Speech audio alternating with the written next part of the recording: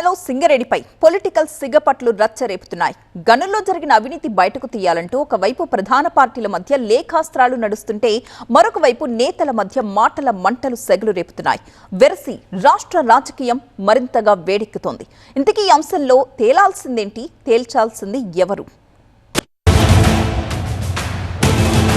తెలంగాణలో కోల్మార్, సింగరేణిలో అవినీతి చేసిందెవరు, చర్యలు తీసుకోవాల్సిందెవరు?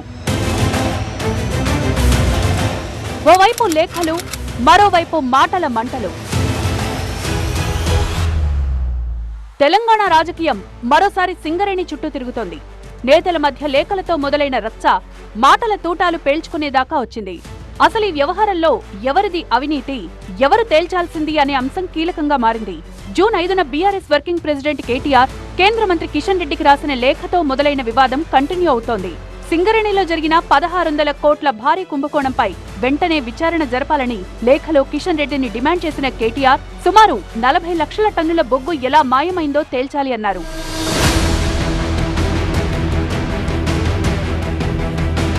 సరిగ్గా వారం రోజుల తర్వాత ఇదే అంశాన్ని ప్రస్తావిస్తూ సీఎం రేవంత్ రెడ్డికి లేఖ రాశారు కేంద్ర బొగ్గు గనుల శాఖ మంత్రి కిషన్ రెడ్డి. సింగరేణి ఎస్సీసీఎల్ సంస్థపై దృష్టి సారించాలని కోరారు. సింగరేణిలో 1600 కోట్ల రూపాయల విలువైన 40 లక్షల టన్నుల బొగ్గు అదృశ్యంపై విచారణ జరిపించాలని లేఖలో సీఎంను కోరారు కిషన్ రెడ్డి. సింగరేణి సంస్థ నిరంతర అభివృద్ధి, ఆర్థిక స్థిరత్వం అనేవి అత్యంత ప్రాధాన్యమైన అంశాలుగా భావించాలని సూచించారు. ఈ విషయంలో నేతలు లేఖలతో మాత్రమే ఆగలేదు, మాటల యుద్ధం కూడా చేసుకుంటున్నారు. ఇదే అంశంపై కాంగ్రెస్ బీఆర్ఎస్ మధ్య డైలాగ్ వార్ నడుస్తోంది. సింగరేణిలో భారీ అవినీతి జరిగిందంటూ ఈ నెల 14న మాజీ మంత్రి హరీష్ చేసిన కామెంట్స్ కాకరేపాయి.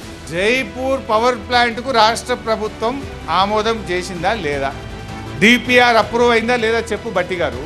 పీపీఏ ఉందా లేదా, పీపీఏ లేకుండా పని ఎందుకు స్టార్ట్ చేసిందో చెప్పు బట్టి గారు. 40 లక్షల టన్నుల బొగ్గు ఉన్నదా, మాయమైందా?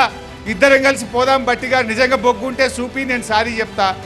బొగ్గు లేకపోతే నువ్వు రాజీనామా చేస్తావా బట్టి గారు?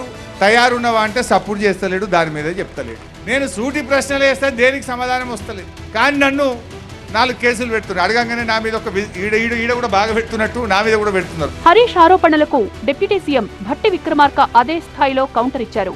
బీఆర్ఎస్ బీజేపీ చేస్తోన్న చిల్లర రాజకీయం అంటూ ఘాటుగా బదులిచ్చారు. ఒక్క బొగ్గు పెళ్ల కూడా ఎక్కడికి పోలేదని స్పష్టత ఇచ్చారు. కేవలం సింగరేణిని ఆపాదిపాలు చేయాలని, సింగరేణి సంస్థలకి నష్టపరచాలని ఒక కుట్రపూర్తిగా ఇరు రాజకీయ పార్టీలు, ఇటు బీఆర్ఎస్ బీజేపీ రెండు కలిసి ఆడుతున్న నాటకం ఇది. వాళ్ళని ప్రజల పక్క పంపించేశారు. వాళ్ళ దోపిడీ చూసి తట్టుకోలే బయటికి పంపించారు. బయటికి పంపించిన ప్రక్రియలో రాజకీయం బతకడం కోసం ఏదో ఒక స్లోగన్ తీసుకొని బయటకు వస్తున్నారు. సింగరేణి ఇవాళ బతికి ఉందంటే మీరు పక్క పోయారు కాబట్టి బతికుంది. అదే మీరు కంటిన్యూ అంటే ఇప్పటికే సింగరేణి అయిపోయింది. లేఖలు సరే, మాటల తూటాలు సరే, మరి సింగరేణిలో జరిగిన అవినీతి మాటేంటి? అది నిజమేనా? నిజమే అయితే దాన్ని తేల్చాల్సింది ఎవరు, చర్యలు తీసుకోవాల్సింది ఎవరు అన్నదే ఇప్పుడు పొలిటికల్ గా చర్చనీయాంశమవుతోంది. 3 పార్టీల మధ్య ముదిరిన ఈ కోల్ మాల్ కోల్ వార్ ఏ మలుపు తీసుకుంటుందో చూడాలి.